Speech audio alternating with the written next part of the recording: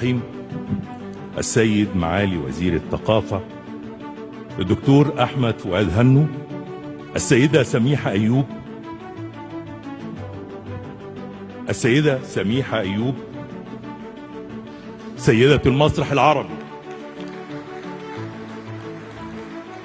السيدات والسادة الحضور، أهلا بكم في افتتاح الدورة 17 من المهرجان القومي للمسرح المصري، والتي تحمل اسم رمز كبير من رموزنا الفنية الخالدة، سيدة المسرح العربي الفنانة الكبيرة سميحة أيوب.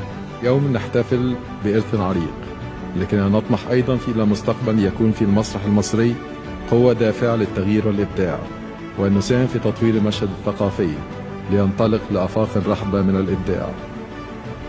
أمامكم مسؤولية كبيرة في الحفاظ على هذا الإرث وتطويره إلى آفاق أرحب. إن المسرح هو لغة الحوار والتسامح، وهو وسيلة فعالة لنشر الوعي والتثقيف.